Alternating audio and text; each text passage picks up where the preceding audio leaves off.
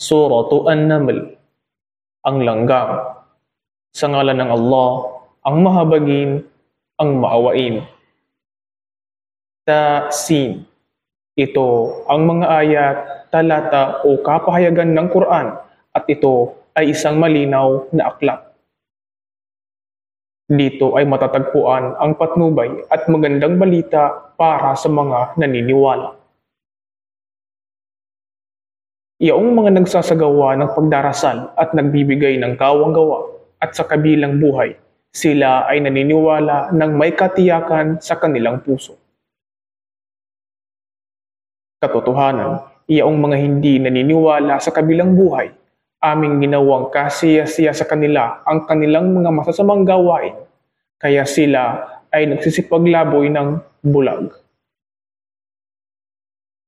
Sila yaong mayroong pinakamasamang parusa, at sa kabilang buhay, sila ang mga nakahihigit sa kawalan.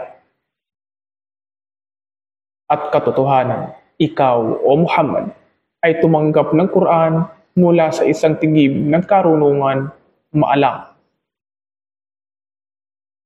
Banggitin mo nang si Moises ay nagsabi sa kanyang mag-anak, "Katotohanan, ako ay nakahihiwatig ng isang apoy. Ako ay magdadala sa inyo mula roon ng ilang kaalaman, o di kaya ay magdadala sa inyo ng isang nagliliyab na sulok, upang sakali kayo ay mainitan sa inyong mga sarili." Kaya nang siya ay lumapit dito, siya ay tinawagan ng Allah. Pinagpala ang sinumang nasa tabi ng apoy at sinuman ang nakapaligid dito at luwalhati sa Allah, ang Panginoon ng lahat ng mga nilikha. O Moises, katotohanan, ako nga ito ang Allah, ang ganap na makapangyarihan, ang tigib ng karunungan.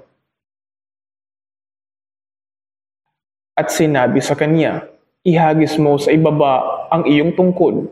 Ngunit nang ito ay kanyang nakitang pumupulupot na tila isang ahas, siya ay gulat na nagtatakbo at hindi na muling lumingon. Sinabi ng Allah, O Moises, huwag kang matakot. Katotohanan, ang mga sugo ay hindi natatakot sa aking harapan. Maliban siya na nagkamali. Pagkaraan ay pinalitan ng kabutihan ang nagawang kasamaan. Kaya, katotohanan, ako ay mapagpatawad, maawain. At ipasok mo ang iyong kamay sa unahang bahagi ng iyong kasuotan sa dibdib. Ito ay lalabas na maputi na walang sakit. Ito ay mga kabilang sa siyam na ayat, himala, babala na iyong dadalhin kay Paraon at sa kanyang mga mamamayan.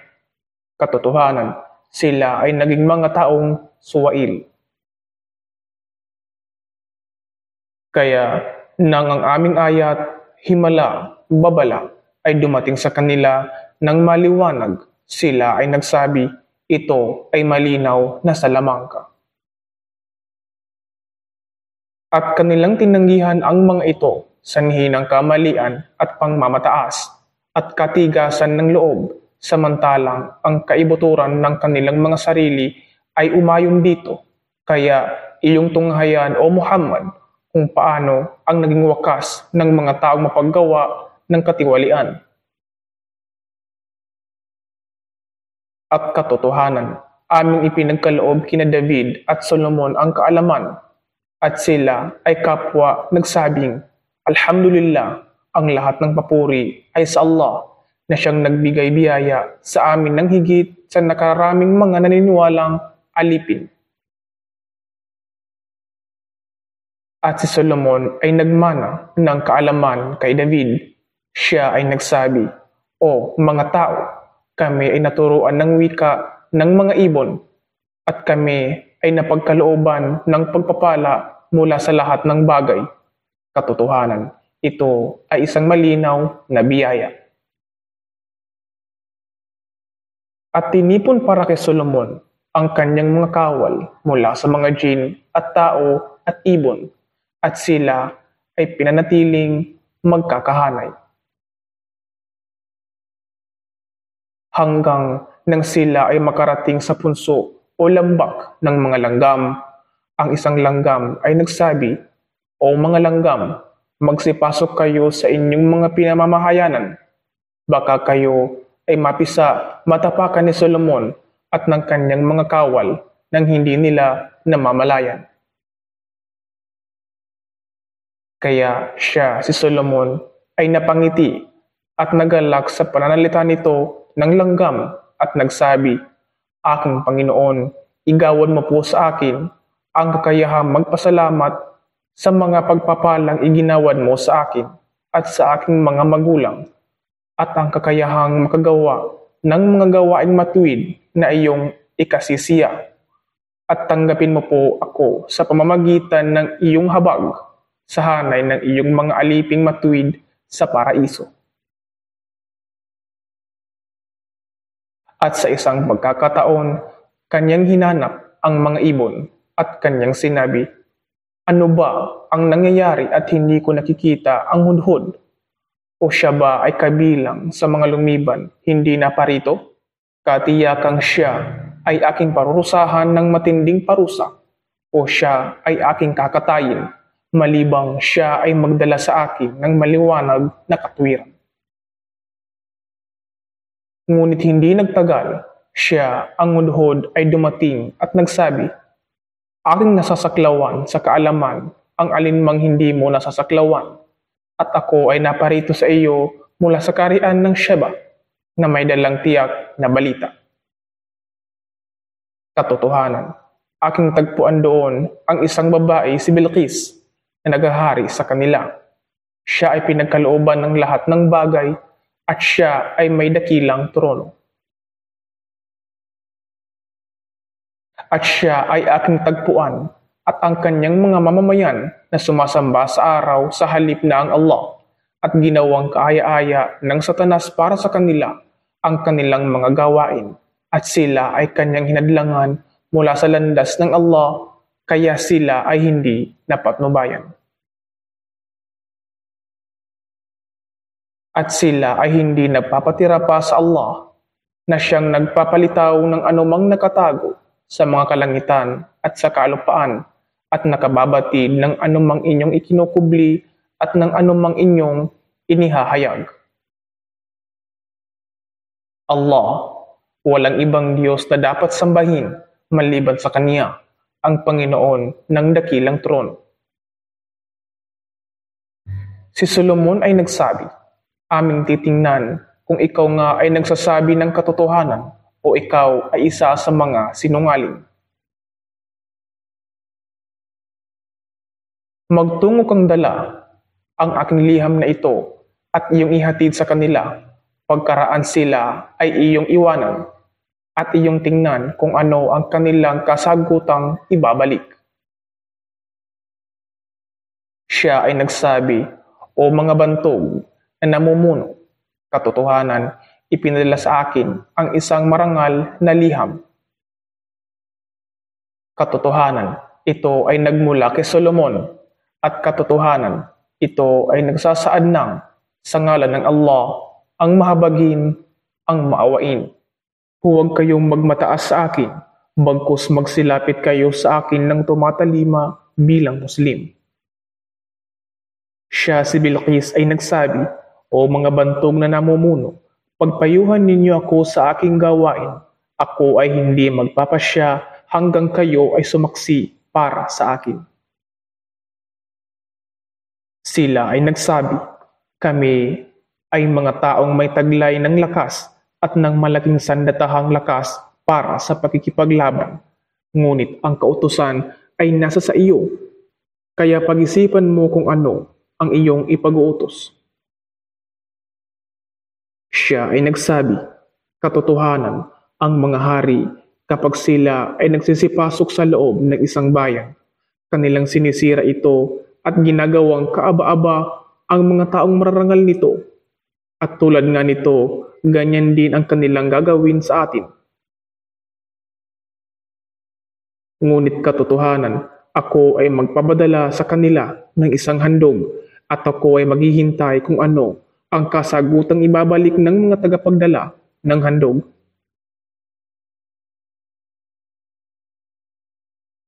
Kaya nang ang tagapagpadala ay dumating kay Solomon, sinabi niya, "Kayo ba ay magkakaloob sa akin ng yaman? Ngunit ang anumang ipinagkaloob ng Allah sa akin ay nakahigit kaysa sa anumang kanyang ipinagkaloob sa inyo. Ngunit kayo ang nagagalak sa inyong handog." Kaya si Solomon ay nagsabi, "Ikaw ay magbalik sa kanila sapagkat katiyakang kami ay darating sa kanila kasama ng mga kawal na hindi nila magagawang pigilan, at katiyakang sila ay aming itataboy mula roon ng may kahihiyan, at sila ay magiging kaaba-aba." Siya si Solomon ay nagsabi, "O mga pinuno ng jin at tao, alin ba sa inyo ang makapagdadala sa akin ng kanyang Shiba, trono, bago sila dumating sa akin na tumatalima sa pagsunod?" Ang Ifrit, isang makapangyarihan mula sa mga jin, ay nagsabi, "Aking dadalhin ito sa iyo bago ka tumayo mula sa iyong kinauupuan. At katotohanan, ako ay sadyang malakas at mapagkakatiwalaan para sa gayong tungkulin." Sinabi ng isang kasama niya na maalam mula sa kasulatan, "Dadalhin ko ito sa iyo sa isang kisap mata lamang." Kaya nang kanyang ni Solomon makita ito, inilagay sa kanyang harapan, siya ay nagsabi, "Ito ay mula sa pagpapala ng aking Panginoon upang ako ay subukan kung ako ay mapagpasalamat o hindi mapagpasalamat. At sino man ang mapagpasalamat, ang kanyang pagpapasalamat ay para lamang sa kapakanan ng kanyang sarili. At sino man ang walang pasasalamat, katotohanan, ang aking Panginoon ay mayaman, mapagpala." Siya ay nagsabi, "Inyong palitan ang ibang bahagi ng kanyang kaharian o trono, at ating titingnan kung siya ba ay mapapatnubayan o mamumukhaan ito, o siya ay kabilang niyang mga hindi napapatnubayan." Kaya nang siya ay dumating, ito ay sinabi sa kanya, "Ang trono mo ba ay katulad nito?" Sinabi niya, "Ito ay tila ito na nga." At sinabi ni Solomon, "At kami ay pinagkalooban ng kaalaman ng una pa sa kanya, at kami ay mga Muslim na una pa sa kanya. At na ang alinmang kanyang sinasamba bukod sa Allah ay nakapaglihis sa kanya mula sa pagtalima sa kanya, katotohanan, siya ay nagmula sa isang mamamayang di naniniwala." Sinabi sa kanya, "Ikaw ay pumasok sa palasyo." Ngunit nang ito ay kanyang makita, inakala niyang ito ay isang bahagi ng tubig, at kanyang inililis ang kanyang damit, kaya lumantad ang kanyang mga binti upang maglakad ng marahan. Sinabi niya ni Solomon, "Katotohanan, ito ay palasyo na ang lapag ay yari sa makinis na salamin." Siya ay nagsabi, "Aking Panginoon, katotohanan, aking naimali ang sarili ko, at ako ay tumatalimang kasama ni Solomon sa Allah, ang Panginoon ng lahat ng mga nilikha. At katiyakan na aming ipindala sa mga mamamayan ng Thamud ang kanilang kapatid na si Saleh, na nagsasabing, 'Sambahin ninyo ang Allah, tanging siya lamang.' At kapag dakay, sila ay naging dalawang pangkat na nagtatalo-talo.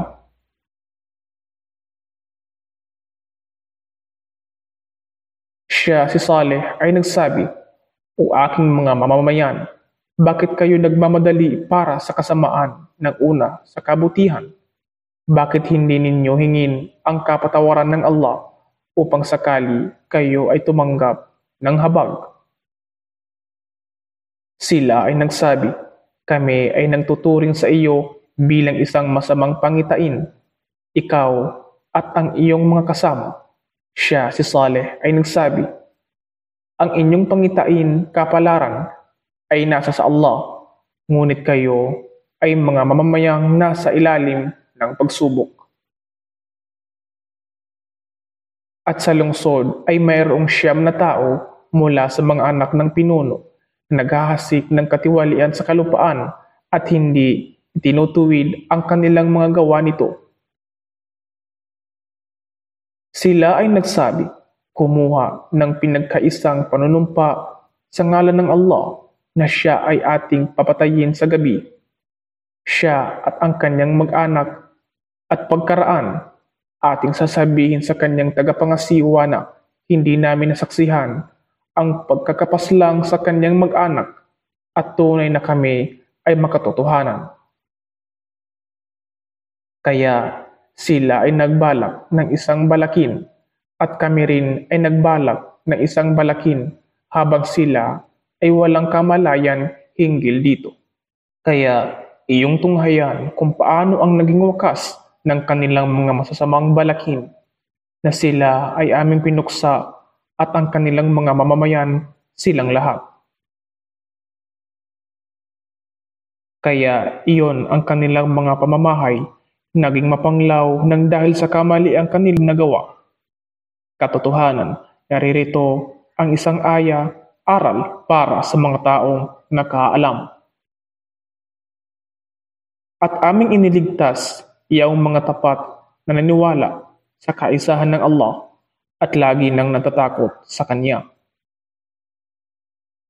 At banggitin mo si Lut nang siya ay nagsabi sa kanyang mga mamamayan, kayo ba ay gumagawa ng kahalayan habang inyong nakikita o nababatid na ito ay hayag na kamalian?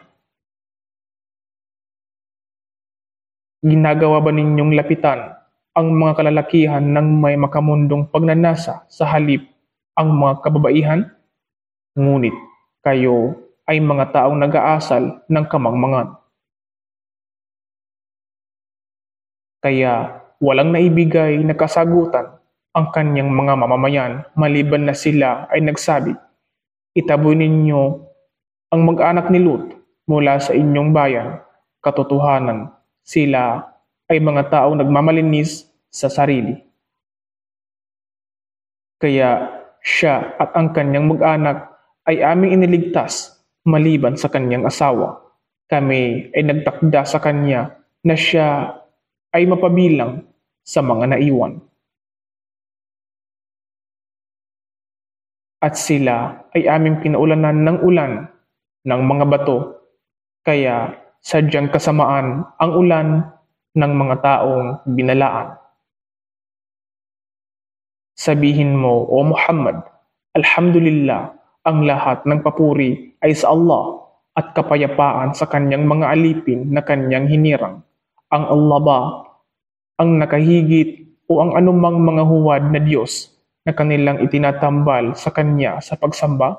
Hindi ba Siya ang tanging lumikha sa mga kalangitan at kalupaan at nagpababa para sa inyo ng tubig, ulan mula sa kalangitan upang mangyaring tumubo sa pamamagitan nito ang mga hardin ng kahali-hali ng ganda na hindi ninyo magagawang magpatubo ng mga punong kahoy sa pamamagitan niyon?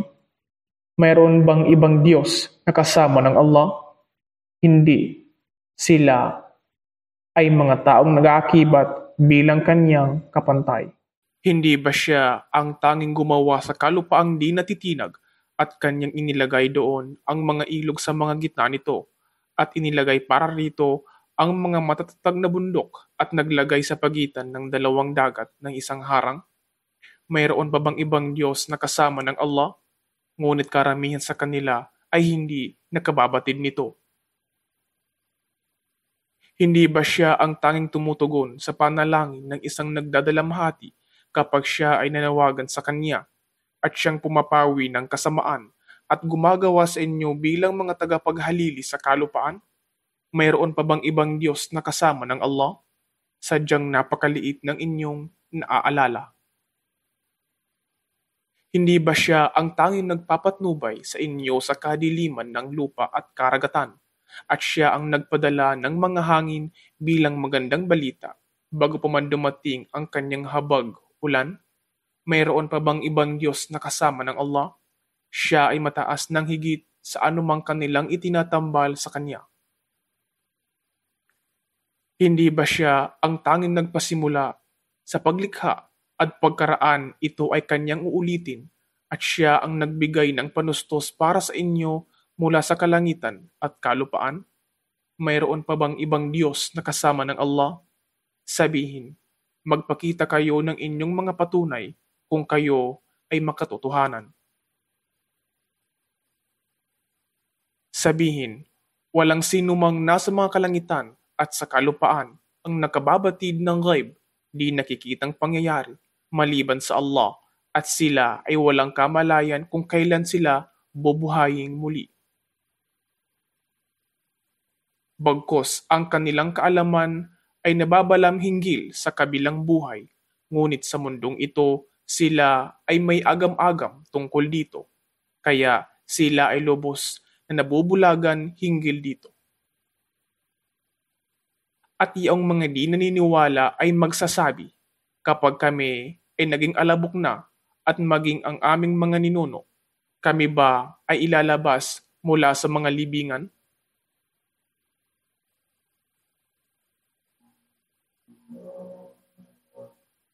Katiyakan, kami ay pinangakuan nito, kami at ng aming mga ninunong nauna sa amin. Katotohanan, ito ay walang anupaman maliban sa mga alamat ng mga sinaunang tao. Sabihin, magsipaglakbay kayo sa mga lupain at inyong tunghayan kung paano ang naging wakas ng mga mapaggawa ng kabuktutan. At huwag kang malungkot sa kanila o di kaya ay masiphayo mula sa anumang kasamaang kanilang pinagsasabuatan. At sila, mga di naniniwala, ay magsasabi, kailan nga ba ang katuparan ng pangakong ito kung kayo ay makatotohanan? Sabihin, marahil ito ay malapit na sa inyong mga likuran, ang ilan sa alinmang inyong minamadali. Katotohanan, ang iyong Panginoon ay sagana sa biyaya para sa sangkatauhan, ngunit karamihan sa kanila ay walang isinusukling pasasalamat. At katotohanan, ang iyong Panginoon ay nakababatid ng anumang itinatago ng kanilang mga dibdib at ng anumang kanilang inihahayag. At walang nakakubli sa loob ng kalangitan at ng kalupaan maliban na ito ay nasa malinaw na talaan. Katotohanan, itong Quran ay nagsasalaysay para sa mga anak ni Israel tungkol sa anumang karamihan, bagay na kanilang ipinagkakaiba. At katotohanan, ito, Quran, ay patnubay at habag para sa mga naniniwala. Katunayan, ang iyong Panginoon ay maghahatol sa kanilang pagitan sa pamamagitan ng kanyang matalinong paghatol, at siya ang ganap na makapangyarihan, ang maalam. Kaya magtiwala ka sa Allah sapagkat tunay ngang ikaw o Muhammad ay nasa malinaw na katotohanan. At katiyakang hindi mo magagawa na ang patay ay makarinig o magagawang ang bingi ay makarinig sa panawagan kapag sila ay nagsisitalikod na tumatakas. At hindi mo mapapatubayan ang bulag mula sa kanilang pagkaligaw. Magagawa mo lamang makarinig yaong mga naniniwala sa aming mga ayat kapahayagan sapagkat sila ay mga Muslim na tumatalima sa Allah. At kapag ang takda o salita ay ipatutupad sa kanila, kami ay magdadala sa kanila ng isang nilikha, isang hayop na nagmula sa kalupaan na magsasalita sa kanila. Nagsasabi, ang mga taong iyan ay walang katiyakan sa pananampalataya sa aming mga ayat kapahayagan. At magbabala sa araw na kapag aming titipunin mula sa bawat pamayanan ang isang pangkat ng mga taong nagtakwil sa aming mga ayat kapahayagan, kaya sila ay itataboy na magkakahanay. Hanggang kapag sila ay makarating sa pook ng paghuhukom, siya ay magsasabi, inyo bang itinakwil ang aking mga ayat samantalang hindi ninyo nasaklawan ang kahulugan ng mga ito sa kaalaman, o ano ba itong inyong ginagawa? At ang takda salita ay ipatutupad sa kanila para sa kamali ang kanilang nagawa at sila ay hindi magagawang makapagsalita. Hindi ba nila nakikita na aming ginawa ang gabi upang sila ay mamahinga roon at ang araw ay magbigay ng tanawin? Katotohanan, naririto ang mga ayat palatandaan para sa mga taong naniniwala.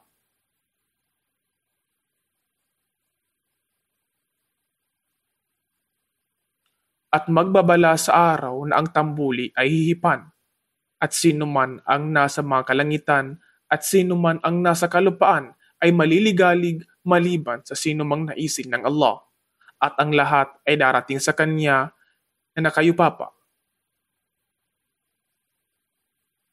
At iyong makikita ang mga bundok at iyong akalaing ang mga ito ay buo, habang ang mga ito ay magdaraan na tila mga nagdaraang ulap lamang. Ito ay gawa ng Allah na siyang nagbigay kaganapan sa lahat ng bagay. Katotohanan, siya ay maalam sa anumang inyong ginagawa.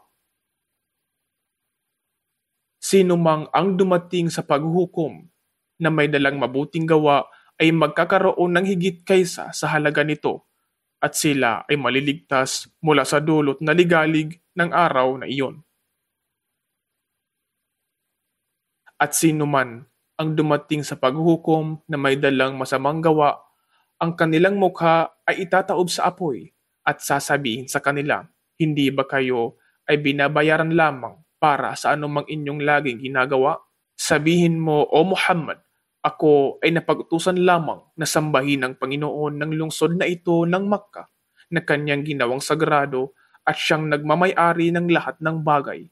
At ako ay napag-utusan na maging isa sa mga Muslim tumatalima sa Allah.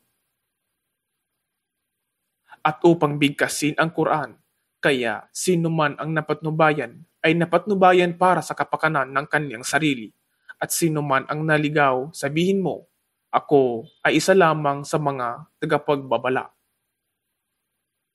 At sabihin mo, Alhamdulillah, ang lahat ng papuri ay sa Allah. Kanyang ipakikita sa inyo ang kanyang mga ayat, aral, babala, tanda, at inyong makikilala ang mga ito. At ang iyong Panginoon ay hindi nakakaligta at di nalilingat o nagpapabaya sa anumang inyong ginagawa.